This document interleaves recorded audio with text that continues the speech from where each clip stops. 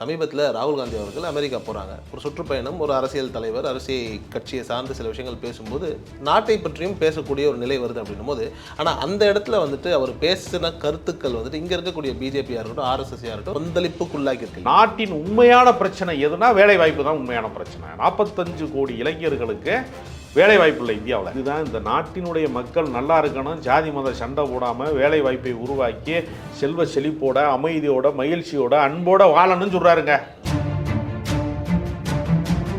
நாங்கள் ஏதாவது ஒரு அரசுக்கு எதிரான உண்மைகளை பேசினால் ஊடகங்கள் அதை ஒளிபரப்ப மாட்டேங்கிறான். நாடாளுமன்றத்தில் பேசினா பேசவே விட மாட்டேங்கிறான். எங்கள் ஜனநாயகத்தினுடைய குரலை எல்லா இடத்துலையுமே என்ன பண்ணுறான், இல்லாமல் பண்ணுறாங்க. அந்த நூற்பாலை ஸ்பின்னிங் மில்ல பூரா ஓடி இல்லாமல் பண்ணிட்டாங்க. வெளிநாட்டிலேருந்து இறக்குமதி பண்ணி அதை கொண்டு போய் வேகமாக கொண்டு போய் சேர்த்து எல்லா இடத்துலையும் சேல்ஸ் பண்ணுறதுக்கு இந்த இந்தியாவை ஒரு மார்க்கெட்டிங், ஓப்பன் மார்க்கெட்டாக திறந்து வைக்கிறான். தங்கி பூரா எப்படி ஆளுங்களாக இருக்கான்னா, மகாபாரத காலம், ராமாயண காலம். ராமாயணத்தில் ஒரு புஷ்ப விமானம் பறந்துச்சு. ஏன் அந்த விமானத்தில் ஏற்றி விட மோடியை வெளிநாட்டுக்கு போகிறதுக்கு? ஏன் அந்த சர்வீஸை தொடங்க? இங்கே அறிவியல் பூர்வமான ஒரு வாழ்க்கை இருக்குல்ல, அதை அவங்க வெறுக்கிறாங்க. இவங்களா கப்ஸா அடிச்சு விட்றாங்க. ஒரு மந்திரத்தை சொன்னால் நெருப்பு மண்ணை பொழியுங்கிறான் அவருக்கு இருக்கேன்.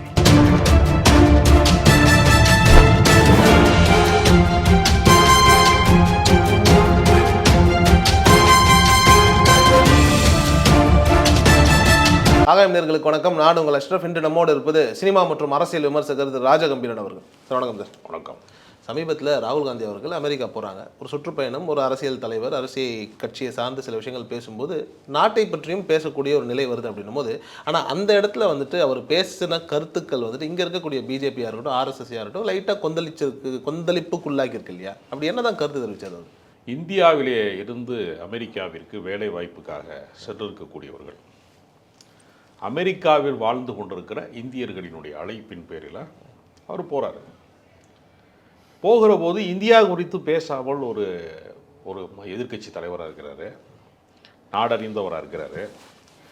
ஒரு தேசம் குறித்து பேசாமல் எப்படி இருக்க முடியும்? ஒரு பொது வாழ்க்கையில் இருக்கிறவர் இது பேசத்தான் வேணும். அவர் என்ன சொல்கிறாரு, இந்தியாவில் வேலை வாய்ப்பின்மை பெருகிக்கிட்டு இருக்கு அப்படிங்கிற கருத்தை பேசுகிறாரு. ஒரு நாட்டினுடைய வளர்ச்சிக்கு எது தடையாக இருக்குது அப்படின்னா சாதியவாத, மதவாத, குறுகிய சிந்தனை நம்மளை கொண்டு ஒரு முட்டுச்சந்தில் நிப்பாட்ட பார்க்குறாங்க. பிஜேபிக்காரங்க எப்போ பார்த்தாலும் அடையாள அரசியலை பேசுகிறாங்க, மதவாத அரசியல் பேசுகிறாங்க, ஏதாவது சனாதனங்கிறாங்க. இதே சொல்லிக்கிட்டே நம்மளை ஏமாற்றிட்டே இருக்கிறாங்க. நாட்டின் உண்மையான பிரச்சனை எதுனா வேலை வாய்ப்பு தான் உண்மையான பிரச்சனை. 45 கோடி இளைஞர்களுக்கு வேலை வாய்ப்பு இல்லை இந்தியாவில். இப்போ பல குற்றங்கள் பெருகுது, நம்ம பார்க்குறோம். செய்தித்தாள்களில், ஊடகங்களில், தொலைக்காட்சியில் பார்க்குறோம். நிறையா கூலிப்பட கொலைகள் நடக்குது, பல குற்றங்கள் நடக்குது. இதுக்கெல்லாம் என்ன அடிப்படை காரணம்னா, பல பேருக்கு வாழ்வாதாரம் இல்லாததான் காரணம். இப்போ மிகப்பெரிய அளவில் வங்கதேசம் என்று சொல்லக்கூடிய பங்களாதேஷில் ஒரு பெரிய மாணவருடைய புரட்சி வெடித்து, வேலைவாய்ப்பு இளைஞர்களுடைய புரட்சி வெடித்து, அந்த நாட்டினுடைய அதிபர் என்று சொல்லக்கூடியவங்களை அகதியாக தஞ்சம் புக வச்சுட்டாங்கல்ல அந்த நாட்டில். இப்படி ஒரு நிலைமை மோடிக்கு வரக்கூடாதுங்கிறதுக்காக சொல்கிறாரு, ஒரு நல்லது சொல்கிறாரு. வேலைவாய்ப்பின்மை பிரச்சனை பெருகுது, வெறுப்பு அரசியலை தூண்டி விட்டுட்டு இருக்காங்க. உற்பத்தியை எந்த நாடு உருவாக்குகிறதோ அந்த நாட்டில் தான் வேலைவாய்ப்பு பிரச்சனை இருக்காது அப்படின்னு சொல்கிறதுக்கு அவர் சொல்கிறார். ஒரு காலத்தில் அமெரிக்கா என்ன இடத்துல இருந்துச்சு, அப்புறம் உற்பத்தி இப்போ பார்த்தீங்கன்னா உலகத்தில் இருக்கக்கூடிய அத்தனை ஆகச்சிறந்த கார்கள் பூரா இங்கே உருவாகுது, ஜப்பான்லேருந்து உருவாகுது பல நிறுவனங்கள். அதையெல்லாம் அவர் சுட்டி காட்டுறாரு. ஒவ்வொரு நாடு என்ன வளர்ச்சி அடையுது அப்படின்னு சொல்லிட்டு, எலக்ட்ரானிக் சம்மந்தப்பட்ட எந்த பொருளாக இருந்தாலும் சரி, நம்முடைய அன்றாட வாழ்க்கையில் பயன்படுத்துகிற எதாக இருந்தாலும் சரி, பாத்ரூமில் போய் குடிக்கிறீன்னு வச்சுங்க, அதில் பயன்படுத்துகிற பொருள் எல்லாமே பார்த்தீங்கன்னா எங்கே உற்பத்தி ஆகுதுன்னு பார்த்தா எல்லாமே சீனாவில் தான் உற்பத்தி ஆகுது. சீனா உற்பத்தியை அதிகப்படுத்துறதுனால அங்கே வேலை வாய்ப்பு உருவாகிட்டே இருக்குது. அங்கே யாருக்கும் வேலை வாய்ப்பின்மை என்கிற பிரச்சனையே இல்லை. இந்த இடத்தை இந்தியா எட்ட வேண்டும் என்று அவர் பேசுகிறார். இதுதான் இந்த நாட்டினுடைய மக்கள் நல்லா இருக்கணும், ஜாதி மத சண்டை போடாமல் வேலை வாய்ப்பை உருவாக்கி செல்வ செழிப்போட, அமைதியோட, மகிழ்ச்சியோட, அன்போட வாழணும்னு சொல்கிறாருங்க. இது பாஜக காரனுக்கு பிடிக்கல, நாட்டின் பெருமையை சீர்குலைக்கிறாரு அப்படின்னு சொல்கிறான். வெளிநாட்டில் போய் நம்மளை பற்றி பேசுகிறாரு. இப்போ நான் என்ன கேட்குறேன், வங்கதேசத்தில் ஒரு பெரிய கிளர்ச்சி நடந்துச்சு. அந்த அம்மா இங்கே வந்துட்டாங்க, அந்த ஷேக் ஹசீனாங்கிறவங்க இந்தியாவுக்கு வந்தாங்க, தஞ்சம் புகுந்தாங்க வெளிநாடுகளுக்கு. அந்த செய்தி வந்து நாட்டுக்கு யாருக்குமே தெரியாதா? உலக நாடு பூரா தெரியும்ல. அப்போ இந்தியாவில் வந்து ஒருத்தனை வந்து மாட்டுக்கறி வச்சுருந்தாங்கிற சந்தேகத்தின் பேரில் அடித்து கொலை பண்ணிகிட்டு இருக்காங்க. கலவரம் நடக்குது மணிப்பூரில், பெண்களை நிர்வாணப்படுத்தி ஊர்வலமாக கொண்டு வர்றாங்க. பல கொடுமை நடந்துகிட்ருக்கு. பெண்களுக்கு வந்து பாதுகாப்பு இல்லாத சூழல் நிலவுது. கொல்கத்தாவில் ஒரு மாணவியை வந்து கொலை பண்ணிட்டாங்க, மருத்துவக் கல்லூரியுடைய மாணவியை. இதெல்லாம் உலகம் பூரா தெரியுமா தெரியாதா? நிச்சயமா. இந்த பூனை கண்ணை மூடிக்கிருச்சுன்னா உலகமே இருட்டா போயிரும் சொல்கிறாங்கல்ல, அது மாதிரி இந்த சங்கியல் பூரா என்ன சொல்கிறேன், இதெல்லாம் எங்கே அங்கே போய் பேசுகிறீங்க அப்படிங்கிறாங்க. சரி, எங்கே பேசணும்? நாடாளுமன்றத்தில் பேசினா மைக் ஆஃப் பண்ணி போகிறாங்க. அவர் சொல்கிறாரு, அவர்கிட்ட கேட்குறாங்க, ஏங்க இந்த காலத்தில் எதுக்குங்க 4000 மைல் நடைபயணம் போறீங்க நீங்கள் அப்படின்னு கேட்குறாங்க. அங்கே அவர் சொல்கிறாரு, நாங்கள் வந்து ஏதாவது ஒரு அரசுக்கு எதிரான உண்மைகளை பேசினால் ஊடகங்கள் அதை ஒளிபரப்ப மாட்டேங்கிறான். நாடாளுமன்றத்தில் பேசினா பேசவே விட மாட்டேங்கிறான். எங்கள் ஜனநாயகத்தினுடைய குரலை எல்லா இடத்துலையுமே என்ன பண்ணுறான், இல்லாமல் பண்ணுறாங்க. ஜனநாயகத்தினுடைய குரல் வழியை நெருக்கிறாங்க. என்ன செய்கிறது நாங்கள் யோசித்தோம். வேறு வழியே இல்லை, மக்களை நேரில் போய் சந்திப்போம். ஊடகங்கள் இல்லாத காலத்தில் எப்படி தலைவர்கள் வந்து இப்போ சோசியல் மீடியான்னு ஒன்று இப்போ இருக்குது, காட்சி ஊடகங்கள் இருக்குது, தொலைக்காட்சி இருக்குது. கடந்த காலங்களில் விடுதலை போராட்ட காலங்கள் இதெல்லாம் இருந்துச்சா? பிரிண்ட் மீடியா மட்டும்தான் இருந்துச்சு. இந்திரா காந்தி வந்து சுட்டு கொல்லப்பட்ட போது அன்றைக்கு வந்து ஜனாதிபதியாக இருந்த ஜெயில் சிங் வந்து வெளிநாட்டு பயணத்தில் இருந்தார். அவர் இந்தியா திரும்புகிற வரைக்குமே அந்த செய்தி அவங்க வெளியிடலை. மிக தாமதமாக தான் அவங்க என்ன பண்ணாங்க, அவர் ஃப்ளைட் ஏறின பின்னாடி இந்திரா காந்தி சுடப்பட்டவுன்னா நமக்கு தகவல் தெரியல. சுடப்பட்டார்னு ஒரு நாள் செய்தி, சுடப்பட்ட கொஞ்ச நேரத்தில் அவங்க இறந்துட்டாங்க. சுடப்பட்டு வந்து இம்மிடியேட்டாக இறந்து போயிட்டாங்க 1/2 மணி நேரத்துக்குள்ளே. ஆனால் 1/2 நாள் கழித்து தான் செய்தி சொல்கிறான், மறுநாள் தான் சொல்கிறாங்க. அப்போ எல்லாம் என்ன வாய்ப்பு இருக்குது, ஒரு வானொலியில் பேசுகிற வாய்ப்பு இருக்குது, அவ்வளோதான். வேறு ஊடகங்கள் இல்லாத காலம் இருந்துச்சு 80களில். நான் சொல்கிறது லாங் எக்கோ கிடையாது, 80களில் அதான் நடந்துச்சு. அதனால் அவர் என்ன பண்ணிட்டார், ஊடகங்கள் நம்மளை புறக்கணிக்கிறான், எல்லாமே கார்ப்பரேட் மயமாகவும் முழுக்க வந்து மீடியா பூரா மோடியின் குரலாக மாறிட்டான். அதனால் வந்து என்ன செஞ்சோம்னா, நாங்கள் 4000 மைல் வந்து மக்களை வந்து நேரில் போய் சந்திக்கிறதுக்காக தான் போனோம். அது ஒர்க் அவுட் ஆகிருக்கு. வந்து பாஜகவுடைய செல்வாக்கு சரிந்திருக்கிறது. அவர்கள் மீண்டும் வந்து கூட்டணி கட்சிகள் பலத்திலே வந்தாலும் கூட செல்வாக்கு சரிந்திருக்கிறது அப்படிங்கிறத அவர் தெரிவிக்கிறாரு. இந்த உண்மைகளை பேசுனா எனக்கு வந்து ரொம்ப வேதனையாக இருக்குதுன்னு சொல்கிறாங்க சங்கியெல்லாம். அதில் குறிப்பாக பாஜக தரப்புலேருந்து சொல்ல போகிறது என்ன அப்படின்னா, இவர் வந்துட்டு இந்த மேனுஃபேக்சரிங் பண்ணுறதெல்லாம் நம்ம விட்டுட்டோம் அப்படின்ற மாதிரியான சில விஷயங்கள்லாம் சொல்லும்போது, இப்போ மேக் இன் இந்தியாவாக இருக்கட்டும், இப்போ ஐஃபோனுடைய ஃபேக்ட்ரிஸ் வந்துட்டு சென்னையில் தமிழ்நாட்டில் வரதாக இருக்கட்டும், இல்லை வந்துட்டு சாம்சங் நிறுவனம் வந்துட்டு இங்கே வந்து ஃபோன் தயாரிக்கிறதா இருக்கட்டும், இப்படி எல்லா விதமான விஷயங்களையும் வந்துட்டு நம்ம ஆட்சியில் தானே கொண்டு வந்திருக்கோம். அப்போ வந்துட்டு இதெல்லாம் வந்துட்டு ஒரு குறையாக கொண்டுட்டு போயிட்டு ஒரு வெளிநாடுகளில், அமெரிக்கா மாதிரியான ஒரு நாடுகளில் போய் சொல்லும்போது நம்மளுடைய நாட்டை பற்றின ஒரு இமேஜ் வந்துட்டு கேவலமாக தான் ஆகுன்ற மாதிரியான ஒரு வாதத்தை வைக்கிறாங்க இல்லையா? இதை நீங்கள் எப்படி பார்க்குறீங்க? இல்லை, இப்போ நீங்கள் சொல்கிற ஐஃபோன் நிறுவனம்ங்கிறது தமிழ்நாடு அரசு போட்டிருக்கக்கூடிய ஒரு ஒப்பந்தம். இப்போ மகாராஷ்டிராவில் சில நிறுவனங்கள் வருகிறது. எப்போவுமே என்ன செய்வான்னா, வெளிநாட்டு நிறுவனங்கள் இங்கே வர்றான்னா அங்கே இருக்கக்கூடிய சுற்றுப்புற சூழல்லாம் பார்ப்பான். அதே மாதிரி வந்து என்னென்னா கலவரம் இல்லாத சூழலையும் பார்ப்பான். சாதி மத ரீதியான இப்போ என்ன பண்ணால் கம்பெனியை தீ வச்சு எரிச்சு விட்டாங்கன்னா என்ன பண்ணுறது, பல பிரச்சனை இருக்குது. சட்டம் ஒழுங்கு பார்ப்பான். எல்லா சூழலும் சரியாக இருக்கிற மாநிலத்தில் தான் அவங்க தொழில் தொடங்க வராங்க. தமிழ்நாட்டிலலாம் தொழில் தொடங்க வர்றாங்க. ஆனால் என்ன நடக்குதுன்னா, மத்திய அரசாங்கத்தினுடைய கோட்பாடு, இப்போ முன்னாடிலாம் தென் மாவட்டத்துக்காரங்கெல்லாம் என்ன பண்ணுவாங்கன்னா, வேலை வாய்ப்பு இல்லை அப்படின்னா, விவசாயம் பொய்த்து போச்சு, பொழப்பு சரியில்லாமல் போச்சு அப்படின்னா என்ன பண்ணுவான்னா, திருப்பூருக்கு போனால் பொழைச்சிக்கலாம், பனியன் கம்பெனிக்கு வேலைக்கு போகலான்னு குடும்பத்தோடு போய் ஒரு வீடு எடுத்து தங்கி பனியன் கம்பெனியில் புருஷன் பொண்டாட்டி 2 பேருமே வேலை பார்த்து அந்த வறுமை இல்லாத ஒரு வாழ்க்கையை வாழ்கிறதுக்கு அந்த ஊரை தேர்ந்தெடுத்தாங்க. அந்த வாய்ப்பு இருந்துச்சா? இப்போ என்ன பண்ணிட்டாங்கன்னா, அந்த பின்னலாடை என்று சொல்லக்கூடிய அந்த பனியன் கம்பெனி இங்கே உற்பத்தியாகி வெளிநாட்டுக்கு ஏற்றுமதி ஆச்சு. இந்த மத்திய அரசாங்கம் இப்போ என்ன பண்ணியிருக்கான், இந்த ஏற்றுமதியை நிப்பாட்டிட்டு பங்களாதேஷ்லேருந்து இறக்குமதி பண்ணுறான். எது? இந்த பின்னலாடைகளை. இப்போ திருப்பூர் பனியன் வந்து ரொம்ப பெரிய வீழ்ச்சியில் போயிருச்சு. பல தொழில்களை இவங்க என்ன பண்ணுறாங்கன்னா, அரசினுடைய கொள்கையினால் முடக்கப்படுது. இப்போ நீங்கள் ஒரு உதாரணத்துக்கு சொல்கிறேன், தமிழ்நாட்டில் பல பேருக்கு தெரிஞ்சிருக்கான், ஸ்பின்னிங் மில்லு, நூற்பாலைன்னு சொல்லுவாங்க பல ஊர்களில். அதாவது தென்னிந்தியாவினுடைய மான்செஸ்டர்னு கோயம்புத்தூரை சொல்லுவான். பல நூற்பாலைகள், நூலை வந்து அந்த பஞ்சபுரா நூலாக மாற்றுறது. அந்த நூலை தான் நம்ம நெசவு செஞ்சால் அது ஆடையாக மாறும், ஜாயம் ஏற்றுனா கலராக மாறும், டிசைனிங்காக மாறும். இதுதான் டெக்ஸ்டைல் பிஸ்னஸுக்கான அடிப்படை. இப்போ என்ன பண்ணிட்டான்னா, பஞ்சு வேலை வந்து கூட, நூலு வேலை கம்மி. என்ன செய்யணும் நியாயமா? பஞ்சு விலையை விட நூலு விலை கூட இருக்கணும். ஏன்னா அது உழைப்பு சேருதில்ல அதுக்குள்ள. நிச்சயமா. ஆமாம். இவன் என்ன பண்ணிட்டேன், அந்த நூற்பாலை ஸ்பின்னிங் மில்லை பூரா ஓடி வந்து இல்லாமல் பண்ணிட்டாங்க.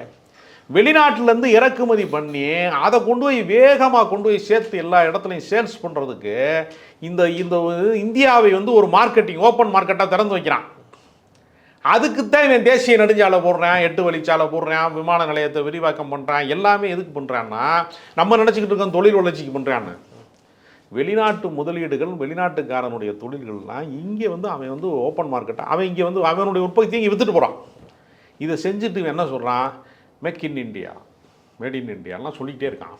நடைமுறையில் என்னவா இருக்குன்னா, நாடு மிக மோசமான சூழலை சந்தித்து கொண்டே இருக்கிறது. இதைத்தான் ராகுல் காந்தி சுட்டி காட்டுறாரு.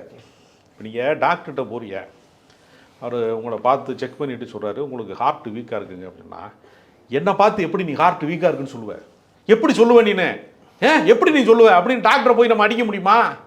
ஏன்னா இருந்தாலும் உண்மையை சொல்கிறேன், நின்று போயிரும்டா கார்ட்டு, உனக்கு வீக்காக இருக்குடா, நீ மருத்துவம் பார்க்கணும்டா, உனக்கு சிகிச்சை எடுக்கணும், நீ மாத்திரை அதிங்கணும், எதாவது செய்யணும், இந்த பக்குவம் பண்ணணும், அடப்பு வந்துருச்சு உனக்கு, இதெல்லாம் அடப்பு வந்து முழுசாயிருச்சுன்னா மூச்சு நின்று போயிடும் அப்படின்னு சொல்கிற. அப்போ ஸ்கேன் ரிப்போர்ட் எடுக்கிறவன் மேலே பலார்னு அறைய முடியுமா? ஏன் உடம்பை பற்றி எப்படா நீ தப்பாக சொல்லுவ அப்படின்னு சொல்ல முடியுமா? நம்ம அதைத்தான் சங்கியை செய்கிறான். சங்கி என்ன பண்ணுறான்னா, எப்படி இந்த நாட்டை பற்றி தப்பாக சொல்லுவேன், இருக்கிறது தானே சொல்லுவாங்க, ஒழிச்சு வைக்க முடியுமா? நான் கேட்குறேன், உள்ளங்கைக்கில் ஒழிச்சு வைக்கிற விஷயம் அது. உலகமே உள்ளங்கைக்கில் வந்துருச்சு மொபைல் வழியா. ஒரு கம்ப்யூட்டருக்குள்ளே என்னென்ன ஆப் இருக்கா, சிஸ்டம் இருக்கா, அத்தனையும் கொண்டு வந்து உள்ளங்கைக்கில் கொண்டு வந்து கைபேசி அலைபேசின்னு கொண்டு வந்து கொடுத்துட்டான்ல. இப்போ பிபிசியில் வந்து ஒரு உலக நாட்டில் இருக்கக்கூடிய செய்தியை வந்து உள்ளூரில் இருக்கிறவன் பார்க்குறான்ல. இப்போ பழைய மாதிரியா செய்தி வந்து நான் சொன்னேன் இல்லையா, இந்திரா காந்தியை சுட்டதுக்கு வந்து 24 மணி நேரம் கழிச்சு தான் இங்கே செய்தியை சொன்னாங்க. இப்போ அப்படி சொல்ல முடியுமா? அந்தந்த செகண்ட் விஷயம் வந்துக்கிட்டு இருக்கு. இதை சொல்லாதேங்கிறான் ஜங்கி. ஜங்கி பூரா எப்படி ஆளுங்களாக இருக்கான்னா, மகாபாரத காலம், ராமாயண காலம், ராமாயணத்தில் வந்து ஒரு புஷ்ப விமானம் பறந்துச்சு. ஏன் அந்த விமானத்தில் ஏற்றி விட மோடியை வெளிநாட்டுக்கு போகிறதுக்கு? ஏன் அந்த சர்வீஸை தொடங்க? இங்கே அறிவியல் பூர்வமான ஒரு வாழ்க்கை இருக்குல்ல, அதை அவங்க வெறுக்கிறாங்க. இவங்களா கப்ஸா அடிச்சு விட்றாங்க. ஒரு மந்திரத்தை சொன்னால் நெருப்பு மழை பொழியுங்கிறான். அவருக்கு இருக்கேன், தண்ணீர் மழை தாண்டா பொழியணும் அந்த நாட்டுக்கு, நெருப்பு மழை பொழிஞ்சு என்ன பண்ணுறது? பைத்தியக்காரன் மாதிரி பேசுகிறாங்க. ஏதாவது ஒன்றை வந்து ஒரு மூட நம்பிக்கைகளை வந்து பரப்பிக்கிட்டு மக்களை மோத விட்டுக்கிட்டு உண்மையான முதலீடுகளை பூரா பெரும் முதலாளிகளை பூரா வாழ வைக்கிறான். இந்த நாடு வந்து அதாவது பெரிய பெரிய மேம்பாலம் கட்டுறோம்னு சொல்கிறான்ல, எல்லா மேம்பாலத்துக்கு கீழே கொஞ்சம் பேர் படுத்து கிடக்காங்க. அவனுக்கு ஒரு வீடு வேணாமா? நான் கேட்குறேன், ஏழை பாலை பிழைக்கிறதுக்கு அவனுக்கு ஒரு வீடு வேணாமா? வீடற்றவர்கள் ஒருவன் கூட இந்தியாவில் கிடையாது. பசிக்கிறவன் ஒருத்தன் கூட கிடையாது. பசிக்கு உணவு கிடைக்காதவன் ஒருத்தன் கூட கிடையாதுன்னு. அதுதான் உண்மையான வல்லரசு. இவன் என்ன சொல்கிறான்னா, ஆயுதத்தை குவிக்கிறது வல்லரசுங்கிறான். ஒருத்தனுக்கு ஒருத்தன் உள்நாட்டு கலவரத்தில், மணிப்பூர் கலவரத்தில் தீயை வச்சு ஒருத்தன் நீ போய் தேவாலயத்தை விட, நான் போய் உங்கள் ஏரியாவில் தீ வைக்கிறேன். இதோட அரசாங்கம் இந்த கருமத்தை பண்ணிவிட்டு இதை பற்றி வாயை திறந்தால் நாட்டுக்கு அவமானம். இது செய்கிறது அவமானம் கிடையாதான், இதை பற்றி பேசுகிறது அவமானங்கிறான்.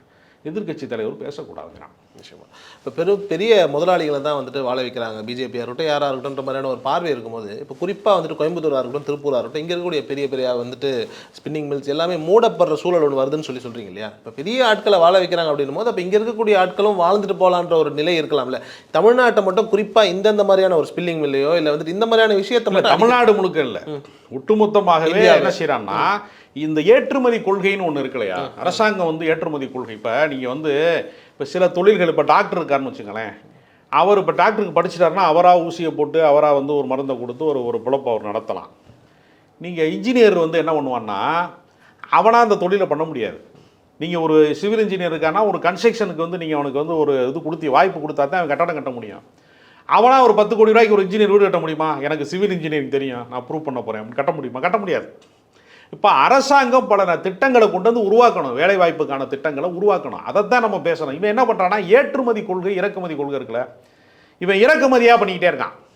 ஏற்கனவே இருந்த ஏற்றுமதி கொள்கையில் என்ன பண்ணிட்டான்னா பின்வாங்குறாங்க. அப்போ முழுக்க கார்ப்பரேட் செக்டாரில் அம்பானி, அதானி, பிர்லாக்கள், பெரிய நிறுவனங்களுக்கு மட்டுமான சாதகமான ஒரு சூழலை உருவாக்கிட்டு, அப்போ இந்த இறக்குமதியில் சாமானிய மக்களுடைய சிறு தொழில் குறுந்தொழில்களை நலிய வைக்கக்கூடிய வேலையை அரசாங்கம் என்ன பண்ணுறான்னா, அதுக்கு உதவாமல் விட்டுட்டோம்னா முடிஞ்சு வச்சு, ஒரு செடிக்கு தண்ணி ஊற்றாம விட்டோம்னா அது வாடி போயிடுதுல. மாதிரி சிறுதொழில் குறுந்தொழில்களுக்கு வந்து வங்கி கடன்கள், முறையான வங்கி கடன் கிடையாது, அவனுக்கான நிவாரணங்கள் கிடையாது, அவனுக்கான உதவித்தொகைகள் கிடையாது. அது வளர்ச்சி அடைய வைப்பதற்கு உரிய வேலை திட்டங்களை இவங்க உருவாக்காமல் விட்றாங்க. இந்த கவலையை, இந்த வருத்தத்தை அவர் பதிவு செய்கிறாரு. யார்கிட்ட பதிவு செய்கிறாரு? நம்ம ஊரில் இருந்து அமெரிக்காவுக்கு போனவன்ட்ட தான் சொல்கிறாரு, இந்தியர்கிட்ட தான் பேசுகிறாரு.